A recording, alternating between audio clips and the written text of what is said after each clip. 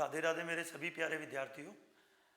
आज हम English competitive यानी कि इंग्लिश ग्रामर जो एग्ज़ाम में आता है क्वेश्चंस ज़्यादा से ज़्यादा, उनमें से कोई 5 बहुत ही महत्वपूर्ण क्वेश्चन यानी बहुत ही ज़्यादा इंपॉर्टेंट क्वेश्चंस को डिस्कस करने जा रहे हैं, जो मोस्टली एग्ज़ाम्स में आपको देखने को मिलते हैं। इनको हम एक बहुत ही ईजी मेथड से समझेंगे कि इस तरह का कोई भी क्वेश्चन अगर एग्ज़ाम में आता है तो उसको विद इन अ सेकेंड हम सोल्व कर पाएँ, बहुत ज़्यादा टाइम उसमें वेस्ट ना करें। तो चलिए बिना समय गवाए स्टार्ट करते हैं फर्स्ट क्वेश्चन को। हमारा फर्स्ट क्वेश्चन स्क्रीन पे लिखा हुआ है, ईच ऑफ अस, एक सेकेंड जी, each of us have done the assignment, oblique करके फिर नो एरर, यानी कि जो भी सेंटेंस यहाँ पर गिवन है उसमें बहुत से स्टूडेंट्स को सब्जेक्ट का ही नहीं पता चल पाता है कि इसमें सब्जेक्ट कौन है, और बिना सब्जेक्ट मालूम हुए हम कोई भी हेल्पिंग वर्ब या फिर मेन वर्ब यूज नहीं कर पाते। तो जब तक हमें सब्जेक्ट का, हेल्पिंग वर्ब का, मेन वर्ब का नहीं पता, तब तक हम सेंटेंस में कोई इंप्लीमेंट नहीं कर पा रहे हैं, यानी कि कुछ भी उसमें करेक्शन नहीं कर पाते हैं। तो सबसे पहले हमारा काम होता है हेल्पिंग वर्ब को सर्च करना। नंबर 1 पे हमेशा किसको सर्च करना है? हेल्पिंग वर्ब को। अगर आपको हेल्पिंग वर्ब मिल जाए तो अच्छी बात है आपके लिए, अगर नहीं मिलती है तो आपको सर्च करना होता है मेन वर्ब। और मेन वर्ब के बारे में मैंने पहले भी वीडियो में बताया था, वीडियो बनी हुई है उसके ऊपर। मेन वर्ब का मतलब होता है काम, काम मतलब एक्शन, एंड हेल्पिंग वर्ब का मतलब होता है पहचान, यानी कि जो आपको वाक्य की पहचान करे कि वो प्रेजेंट है, पास्ट है, फ्यूचर है, इस तरह। तो सबसे पहले हमारा काम होगा क्या सर्च करना? Helping verb. मैं डिस्कस कर चुका हूँ हेल्पिंग वर्ब के बारे में कि हमारी टोटल हेल्पिंग वर्ब्स होती हैं 24। तो 24 हेल्पिंग वर्ब में से हमें अपने सेंटेंस में सर्च करनी है कोई एक हेल्पिंग वर्ब, और हमें यहाँ पर जो हेल्पिंग वर्ब दिखाई दे रही है वो है हमारी have. So my dear students, हमने आज तक क्या समझा है नॉर्मली सेंटेंसेस में कि जो भी हेल्पिंग वर्ब होती है उसके पहले वाला जो वर्ड होता है वो हमारा सब्जेक्ट होता है। लेकिन कुछ सेंटेंसेस में ऐसा नहीं होगा, उसी के लिए मैं ये 5 क्वेश्चंस डिस्कस करने जा रहा हूँ। तो आपको करना क्या है? आपको जब भी कभी आपके किसी वाक्य में सेकंड नंबर पे ऑफ आ जाए, अगर आपके किसी सेंटेंस में सेकंड नंबर पे ऑफ गिवन हो, दिया हो, तो आपको उस ऑफ से पहले वर्ड को अपना सब्जेक्ट मान लेना है। इट मीन्स हमारा सब्जेक्ट इस सेंटेंस में ईच है। हमारा सब्जेक्ट ईच है क्योंकि ऑफ जब भी सेकंड नंबर पे होगा, 2 नंबर पे होगा, तो उससे पहले वाले वर्ड को आपको सब्जेक्ट मानना है। हमारा सब्जेक्ट ईच है और ईच को आपको हमेशा सिंगुलर मानना है। ईच एक ऐसा वर्ड है जिसको आपको हमेशा सिंगुलर मानना है। तो अगर आपका सब्जेक्ट सिंगुलर है तो आपकी जो हेल्पिंग वर्ब या मेन वर्ब जो भी कुछ होगा यहाँ पर, यानी पहले तो आपको सर्च क्या करना होता है? Helping verb. अगर हेल्पिंग वर्ब ना मिले तो आपको सर्च क्या करना होता है? Main verb. तो कोशिश करनी है, अगर आपको हेल्पिंग वर्ब मिल जाती है तो हेल्पिंग वर्ब को अकॉर्डिंग टू सब्जेक्ट आपको चेंज करना है। हैव एक प्लूरल हेल्पिंग वर्ब होती है, हमें यहाँ पर यूज करना होगा हैज। इट मीन्स इस सेंटेंस में जो एरर था वो हेल्पिंग वर्ब का एरर था, क्योंकि अकॉर्डिंग टू सब्जेक्ट हमारी हेल्पिंग वर्ब मैच नहीं कर रही थी। हमारा सब्जेक्ट इसमें ईच है जो कि क्या है? सिंगुलर है। आई होप यहाँ तक अच्छे से समझ आ गया होगा। एक बार इसमें कुछ और चीज़ें ऐसी हैं जो डिस्कस कर लेनी चाहिए, कभी भी उनसे एरर पूछा जा सकता है। तो ध्यान दीजिए सभी, इस सेंटेंस में ऑफ सेकंड नंबर पे है। मैंने जैसा कि बताया, अगर ऑफ सेकंड नंबर पे मिल जाए तो ऑफ के बाद, ऑफ के पहले वाला वर्ड होगा आपका सब्जेक्ट। सब्जेक्ट आपका सिंगुलर भी हो सकता है, सब्जेक्ट आपका प्लूरल भी हो सकता है, ये आपको चेक करना पड़ेगा, वहीं पे पढ़कर देखना पड़ेगा। लेकिन अगर हम बात करें ऑफ के बाद की, तो ऑफ के बाद आपको हमेशा प्लूरल वर्ड मिलेगा। ऑफ के बाद वाला जो वर्ड मिलेगा वो प्लूरल मिलेगा। जैसे इस सेंटेंस में ऑफ के बाद गिवन है अस, और अस हमारा प्लूरल वर्ड है। तो एक बार फिर रिपीट कर देता हूं, अगर सेकंड नंबर पे ऑफ आ जाए तो ऑफ से पहले वाला वर्ड सब्जेक्ट होगा, और जैसा सब्जेक्ट होगा, यानी कि अगर वो सिंगुलर है तो वर्ब आपकी सिंगुलर होगी, अगर वो प्लूरल है तो वर्ब आपकी प्लूरल होगी। तो हमने एरर पार्ट को तो पहले ही ठीक कर लिया है, हैव की जगह पर यहां पर आना चाहिए हैज। और ऑफ के बाद हमेशा क्या चेक कर लेना आपको एग्जाम में कि प्लूरल वर्ड है या नहीं है। चलिए इससे अगले क्वेश्चन में भी इसी तरह का कुछ डिस्कस करना है हमें, ध्यान दीजिए।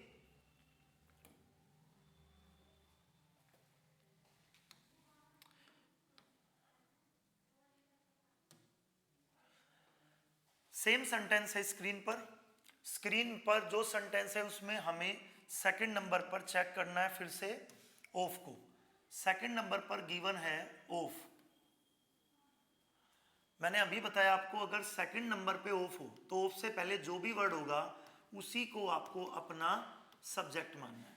और यहाँ पर सब्जेक्ट है हमारा वन, और अगर वन सब्जेक्ट है तो वन तो बताने की जरूरत ही नहीं होनी चाहिए, वन तो सिंगुलर होता है। इसका मतलब हमारा सब्जेक्ट यहाँ भी सिंगुलर है, तो हमारी जो भी वर्ब होगी इस सेंटेंस में वो भी क्या होनी चाहिए, सिंगुलर होनी चाहिए।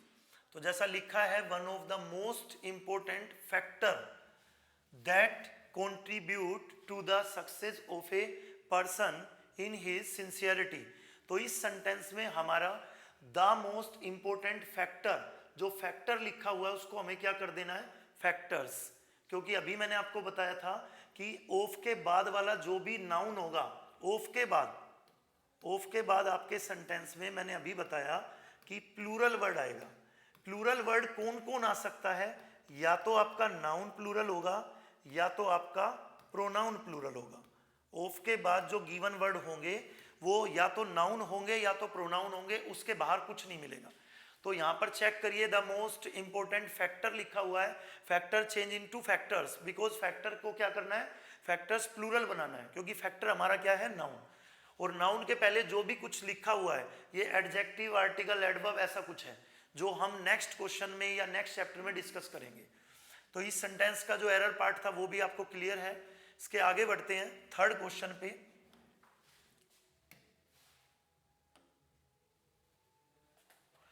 थर्ड क्वेश्चन सेम लिखा हुआ है हमारा, सेकंड नंबर पे ऑफ। हमें चेक सबसे पहले क्या करना है, सेकंड नंबर का ऑफ। बहुत से एग्जाम्स में ये क्वेश्चन आते ही आते हैं, ज्यादातर आप प्रीवियस ईयर जब सोल्व करेंगे तो आपको इस तरह के क्वेश्चन मिलेंगे ही। तो इनको सोल्व करने में बिल्कुल 10 सेकंड का भी टाइम नहीं लगाना हमें, क्योंकि बहुत इजी सेंटेंसेस होते हैं। सेकंड नंबर पे ऑफ, जो उनसे पहले आता है उसे ही आपको अपना सब्जेक्ट मान लेना है, और हमारा सब्जेक्ट वन है जो कि एक सिंगुलर है। फिर मैंने बताया आपको कि ऑफ के बाद वाले वर्ड जो होते हैं, ऑफ के बाद हमेशा, मैं बार बार इसी बात को रिपीट कर रहा हूँ, अब गलतियां नहीं होनी चाहिए। ऑफ के बाद हमेशा आपको प्लूरल वर्ड मिलने वाला है। ऑफ के बाद मिलेगा प्लूरल वर्ड, और प्लूरल वर्ड जो मिलेगा आपको वो या तो क्या होना चाहिए, नाउन, या क्या होना चाहिए, प्रोनाउन। इनसे बाहर होगा ही नहीं कुछ। तो आप चेक करिए, ऑफ के बाद माय फ्रेंड लिखा हुआ है, तो जो फ्रेंड है वो हमारा क्या है, एक नाउन। नाउन हमारा फ्रेंड जो है वो सिंगुलर फॉर्म में, जिसे हमें करना है प्लूरल, तो हमें यहाँ पर यूज करना पड़ेगा फ्रेंड्स, यानी कि वन ऑफ माय फ्रेंड्स, यानी मेरे बहुत से दोस्तों में से एक दोस्त। हिंदी नहीं बनानी है, ये तो मैं एक समझाने के लिए बता रहा हूँ, हिंदी नहीं बनानी है। किसी भी एग्जाम को क्रैक करने के लिए हमें उसकी हिंदी पर कम ध्यान देना है, जो हमारे रूल्स हैं, जो हमारा तरीका है उस पर ध्यान देना है। और हमारा तरीका क्या है कि अगर सेकंड नंबर पे ऑफ आता है तो उसके पहले वाले वर्ड को चेक करना है, फिर उसके बाद वाले को चेक करना है। मोस्टली आपको ऑफ वाले सेंटेंसेज में यहीं से 60 to 70% एरर यहीं से बन जाता है। रेयर चांस होता है कि आगे बढ़कर कहीं एरर मिले। तो यहाँ पर आपका ये जो वर्ड है ये हमारा क्या है, एक नाउन, और नाउन के पहले देखिए क्या लिखा हुआ है, माई। अब माई के बारे में समझिए, माई क्या है। माई यहाँ पर एक वो वर्ड है जो अधिकार बता रहा है। माई यहाँ पर वो वर्ड है जो अधिकार बता रहा है। अधिकार बताना मतलब पोजेशन करना, यानी माई यहाँ पर पोजेशन कर रहा है, और पोजेशन करने का मतलब होता है अपना हक बताना। किस पर हक बता रहा है, नाउन पर। यहाँ पर देखिए फ्रेंड क्या है, नाउन, और हक बताने वाला वर्ड कौन है, माई। यानी माई को आप क्या कहेंगे, पोजेशन वाला वर्ड, यानी पोजेसिव वर्ड। अब पोजेसिव वर्ड्स कौन कौन से होते हैं वो भी डिस्कस करूंगा मैं इसी क्लास के लास्ट में। तो फिलहाल आपको एक बार फिर रिपीट कर देता हूँ, ऑफ के पहले चेक करना है सब्जेक्ट को, ऑफ के बाद चेक करना है कि जो भी प्लूरल वर्ड होगा वो या तो नाउन होगा या तो प्रोनाउन। जो भी हो वो होना किस फॉर्म में चाहिए, प्लूरल फॉर्म में। तो माई फ्रेंड्स, माई फ्रेंड्स में से पहले यहाँ फ्रेंड था, हमने क्या कर दिया इसको फ्रेंड्स। थोड़ा आगे एक बार वर्ब को भी चेक कर लीजिए, जैसे इज लिखा हुआ है, इज हमारे सेंटेंस की क्या है, हेल्पिंग वर्ब। और हेल्पिंग वर्ब या मेन वर्ब किसके अकॉर्डिंग यूज होती हैं? According to subject. और सब्जेक्ट अगर वन है तो हेल्पिंग वर्ब इज यहां पर बिल्कुल राइट है। आई होप यहां तक आपको बहुत अच्छे से समझ आ गया होगा। नेक्स्ट क्वेश्चन डिस्कस करते हैं, सेम इसी टाइप का क्वेश्चन, फोर्थ क्वेश्चन हमारा। मैं बार बार इसी तरह के क्वेश्चन सोल्व करा रहा हूं आपको, ताकि इस तरह का कोई भी क्वेश्चन आपके लिए एरर ना बने, प्रॉब्लम ना बने। तो ध्यान दीजिए फिर अगेन एक बार, यहां पर सेकंड नंबर पर दिया गया है ऑफ। ऑफ से पहले वाला वर्ड मैं बार बार रिपीट कर रहा हूं, चेक करना है कि वो आपका होगा क्या? सब्जेक्ट। और अगर आपका सब्जेक्ट सिंगुलर है तो आपकी वर्ब जो होगी वो भी सिंगुलर होनी चाहिए। मैंने आपको अभी बताया कि हेल्पिंग वर्ब चेक करनी है पहले। अगर हेल्पिंग वर्ब नहीं मिलती है, नंबर एक पे किसको चेक करना है? हेल्पिंग वर्ब को। नहीं मिलती है सेंटेंस में हेल्पिंग वर्ब, देन चेक करना है आपको मेन वर्ब को। तो अगर हेल्पिंग वर्ब मिलती है तो ठीक है, नहीं मिलती है तो मेन वर्ब को चेक करना है। मेन वर्ब मतलब काम, काम मतलब एक्शन। तो इस सेंटेंस में हमें यहां से लेके यहां तक कोई हेल्पिंग वर्ब नहीं दिखाई दी। हेल्पिंग वर्ब टोटल्स होती हैं 24, 24 में से एक भी हेल्पिंग वर्ब इसमें गिवन नहीं है। तो हमें अब सर्च करना होगा किसको? मेन वर्ब को। मेन वर्ब है हमारी काम, काम यानी कि इसमें क्या हो रहा है? प्ले का। प्ले हमारी क्या हो गई? Main verb. और मैंने फर्स्ट लेक्चर में बता रखा है कि मेन वर्ब की 5 टाइप्स होती हैं, 5 फॉर्म्स होती हैं। तो ये जो प्ले लिखा हुआ है यहाँ पर, ये फर्स्ट फॉर्म है। और आपको पता होना चाहिए कि जो फर्स्ट फॉर्म होती है वो हमेशा आपको प्लूरल माननी होती है। यानी फर्स्ट फॉर्म किस तरह यूज करनी है? प्लूरल की तरह। जबकि आपका सब्जेक्ट क्या है? सिंगुलर। तो अगर सब्जेक्ट सिंगुलर है तो वर्ब भी क्या होनी चाहिए? सिंगुलर। फर्स्ट वीडियो में मैंने ये भी बताया था कि अगर आपको सिंगुलर बनाना है वर्ब को तो उसके साथ एस और ईएस ऐड कर दिया जाता है। यानी प्ले को आपको बनाना पड़ेगा प्लेज। और प्लेज जो है वो कौन सी फॉर्म होती है? V5। और जो भी फॉर्म V5 होगी उसको ऑलवेज क्या मानना होता है? सिंगुलर। और हमारा सब्जेक्ट सिंगुलर है तो वर्ब भी क्या होनी चाहिए? सिंगुलर। तो इस सेंटेंस में जो एरर पार्ट था वो हमारा यहां पर था। किसके अकॉर्डिंग होनी चाहिए थी वर्ब? सब्जेक्ट के अकॉर्डिंग। सब्जेक्ट कौन होगा? जब भी सेकंड नंबर पे ऑफ आए तो सब्जेक्ट उससे पहला होगा, ना कि वर्ब या हेल्पिंग वर्ब के आसपास वाला होगा। आई होप यहां तक भी सब क्लियर होगा, बहुत अच्छे से क्लियर है यहां तक। तो नेक्स्ट पे चलते हैं हम, फिफ्थ पे।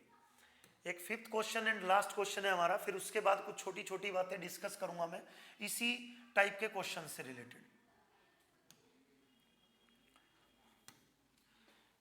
Again second number of, second number of से पहले जो मिला वो सब्जेक्ट। सब्जेक्ट हमारा हमें नन दिया हुआ है, नन को आपको मानना है यहां पर सिंगुलर सब्जेक्ट।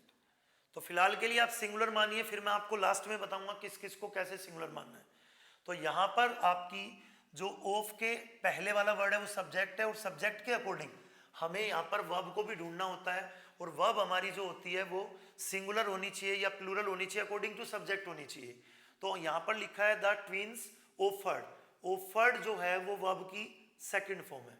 और सेकंड फॉर्म को डियर आपको हमेशा ना तो सिंगुलर मानने से ना ही प्लूरल मानने से कोई प्रॉब्लम होने वाली है। आप इसको बोथ मान सकते हो, यानी दोनों मान सकते हो। कभी भी किसी सेंटेंस में सेकंड फॉर्म गिवन हो, सेकंड फॉर्म को आपको सिंगुलर और प्लूरल मानने से कोई फर्क नहीं पड़ने वाला सेंटेंस पे, यानी वो दोनों केस में यूज हो सकती है सेकंड फॉर्म, सिंगुलर भी और प्लूरल भी। यानी इस सेंटेंस में वर्ब का कोई एरर नहीं है। इसमें मतलब अकॉर्डिंग टू सब्जेक्ट वर्ब जो आनी चाहिए वो दोनों केस में ठीक होगी। अगर हम इसको सिंगुलर माने तो भी ठीक है, अगर प्लूरल माने तो भी ठीक है, बोथ आर करेक्ट। तो इसका कोई भी एरर नहीं है इसमें। इसका मतलब इसमें हमें एरर कुछ और सर्च करना है, तो फिर चेक करिए जितना मैंने अभी तक सिखाया है। मैंने आपको बताया ऑफ के बाद वाला जो पार्ट होगा उस पार्ट को देखना है कि वो प्लूरल है या वो सिंगुलर है। तो हमने यहाँ पर चेक किया कि दिया हुआ था हमें ट्विंस, और ट्विंस का मतलब होता है जुड़वा, और जुड़वा का मतलब आप समझ ही गए, यानी कि टू की बात हो रही है, यानी प्लूरल की बात हो रही है। तो यहां पर जो ट्विंस दिया गया है वो दो के लिए दिया गया है, यानी दो व्यक्ति, दो बच्चे, दो व्यक्ति के लिए यूज किया गया ट्विंस। और जो ट्विंस यहां पर दिया गया है वो अगर हम इससे कनेक्ट करें, किससे? नन से। देखिए जो हमारा एक वर्ड होता है नीदर, और एक वर्ड होता है हमारा नन।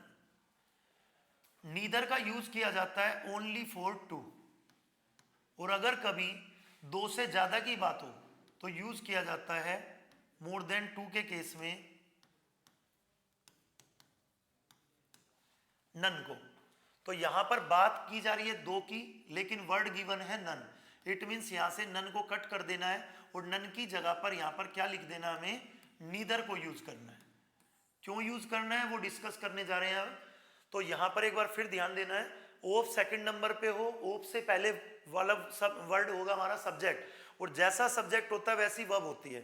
तो इस सेंटेंस में हमारा सब्जेक्ट सिंगुलर है या प्लूरल है ये देखने की जरूरत ही नहीं पड़ी, क्योंकि सेंटेंस की वर्ब सेकंड है, और सेकंड फॉर्म जब भी होगी तो उसे सिंगुलर और प्लूरल दोनों मान सकते हैं आप, क्योंकि उससे कोई फर्क नहीं पड़ता।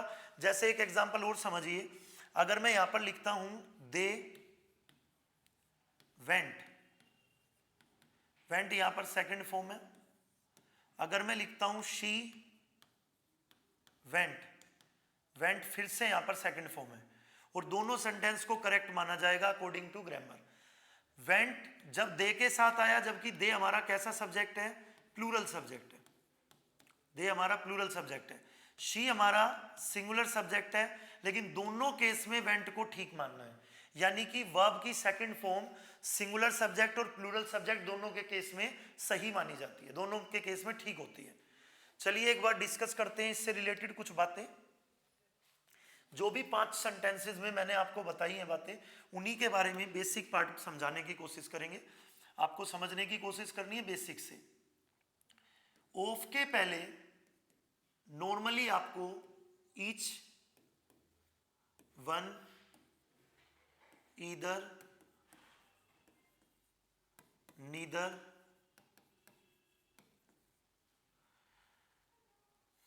नन, एनी, अगर ऑफ के पहले आपको ये सब वर्ड्स दिखाई दें, ऑफ के पहले, तो आपको इन सभी सब वर्ड्स को सबसे पहले क्या मान लेना है, सब्जेक्ट मान लेना है। अगर ऑफ से पहले, ऑफ किस नंबर पे होना चाहिए, सेकंड नंबर पे, जो मैंने आज तुम्हें समझाया। सेकंड नंबर पे अगर ऑफ है तो उससे पहले अगर इनमें से कोई भी वर्ड है, तो इन सभी वर्ड्स को मैं यहाँ पे नहीं, इसको उधर ही लिखता हूँ, समझने में आसानी होगी। अगर ये ऑफ से पहले आ जाए तो इनको हमें मान के चलना है हमारा सब्जेक्ट। तो ये सभी हमारे सब्जेक्ट हो गए यहाँ तक। अगर ये हमारे सब्जेक्ट हैं तो इनके साथ जो वर्ब आपको यूज करनी है, इन सभी के साथ जो वर्ब यूज होगी वो आपको यूज करनी है सिंगुलर वर्ब।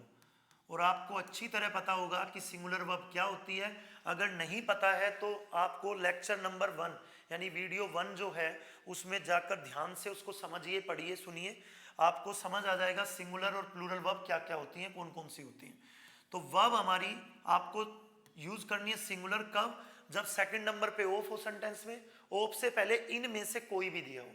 फिर इसके अलावा भी अगर एरर बनता है इनसे, तो क्या एरर बन सकता है वो भी समझते हैं। जैसे अगर सेंटेंस में दिया गया हो ईदर, एक सेकेंड,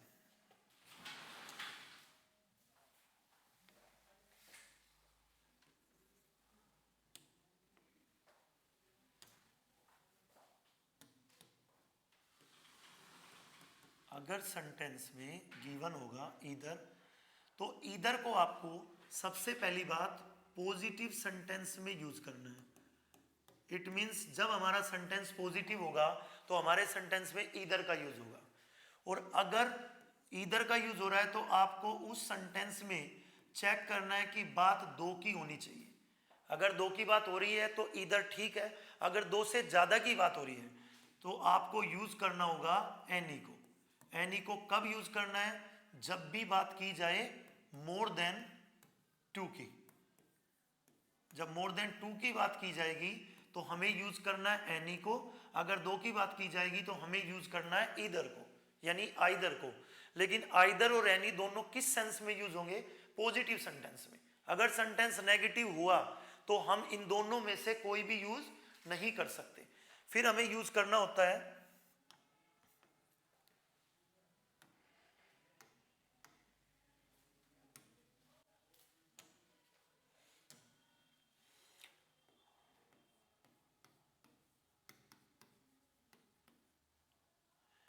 नीदर का यूज भी हम दो के लिए करेंगे। अगर दो से ज्यादा की बात होती है तो हम यूज करेंगे नन को। नन यूज होगा यहां पर मोर देन टू के लिए। मोर देन टू के लिए यूज करेंगे तो हम नन को यूज करेंगे, दो के लिए यूज करेंगे तो हम नीदर को यूज करेंगे। लेकिन ये दोनों हमें यूज तब करने हैं जब हमारे सेंटेंस की सेंस नेगेटिव हो। अगर सेंटेंस की सेंस नेगेटिव है तो हम नीदर और नन को यूज करेंगे, अगर सेंटेंस की सेंस पॉजिटिव है तो हम ईदर और एनी का यूज करेंगे। एक बार फिर ध्यान देना इसी पर, इसको और इजी बनाने की कोशिश करते हैं, रटना नहीं है। जो वर्ड होता है हमारा आइदर या ईदर, हम उसी के पहले एन लगा देते हैं, वर्ड बन जाता है नीदर। यानी कि ईदर और नीदर दोनों एक ही बात होती है, बस एन लगने से उसको नेगेटिव वर्ड मान लिया जाता है। तो मैं इससे ये समझाने की कोशिश कर रहा हूं कि ईदर हो या नीदर हो, यूज कितनों के लिए होता है? दो के लिए होता है, यानी टू के लिए होता है। तो क्योंकि दोनों सेम ही वर्ड है। आई होप यहां तक सब अच्छे से समझ आया होगा। नेक्स्ट बात करते हैं हम पोजेसिव एडजेक्टिव्स की, जो अभी मैंने क्वेश्चन में डिस्कस किया था माई को, जैसे माई फ्रेंड लिखा हुआ था।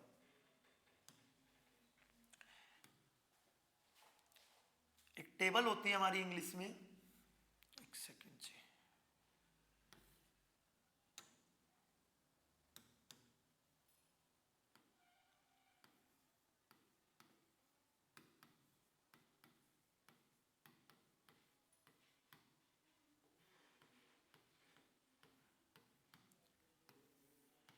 टेबल होती है हमारी पोजेसिव एडजेक्टिव की। पोजेसिव एडजेक्टिव की जो टेबल होती है उसमें हमारे कुछ वर्ड्स होते हैं जो फिक्स हैं, जैसे कि माई, जैसे कि your, then their, then our, then his, then her. ये जितने भी वर्ड स्क्रीन पे लिखे हुए हैं सभी को आज से क्या मानना है? Possessive adjective. और ये वर्ड जो भी होंगे, इन सभी वर्ड्स का काम होता है अधिकार बताना। अधिकार बताने के लिए, अधिकार जताना, बताना उनके लिए आता है। अधिकार बताते हैं या अधिकार जताते हैं, किस पर अपना अधिकार बताते हैं? ये अपना अधिकार बताएंगे हमेशा नाउन से पहले। यानी जितने भी वर्ड स्क्रीन पर हैं ये सभी वर्ड पोजेशन करने आते हैं। पोजेशन मतलब अधिकार बताना, मालिकाना हक बताना। किस पर अधिकार बताना? नाउन पर अधिकार बताना। जैसे एग्जाम्पल समझिए, मान लीजिए हम लिखते हैं यहां पर this car is my car. इस सेंटेंस में जो कार नाउन है, जो कार एक नाउन है, उससे पहले यूज एक वर्ड है जिसका नाम है माई। और माई किस टेबल से लिया गया है? पोजेसिव एडजेक्टिव नाम की टेबल से। और पोजेसिव एडजेक्टिव नाम की टेबल का काम क्या होता है? अधिकार बताना। अधिकार किस पर बताते हैं? अधिकार बताते हैं नाउन पर। तो उम्मीद करते हैं यहां तक आपको सब अच्छे से समझ आया होगा। ये 5 क्वेश्चंस मोस्टली एग्जाम्स में देखना, इस टाइप के क्वेश्चन आपको 1 या 2 पक्का मिलेंगे। तो जब भी कभी इस तरह के क्वेश्चन होंगे तो उनको इसी तरह हैंडल करना है, टाइम वेस्ट नहीं करना। उनमें सेकंड नंबर पे ऑफ देखना है, ऑफ से पहले वाला जो भी वर्ड होगा उसको सब्जेक्ट मानना है। और बाकी सब चीज़ें मैंने इसमें बताई दी हैं, इसको ध्यान से देखकर समझकर अपने नोट्स को मेंटेन कर लेना, बना लेना। तो आई थिंक आज के लिए इतना ही काफ़ी है। राधे राधे।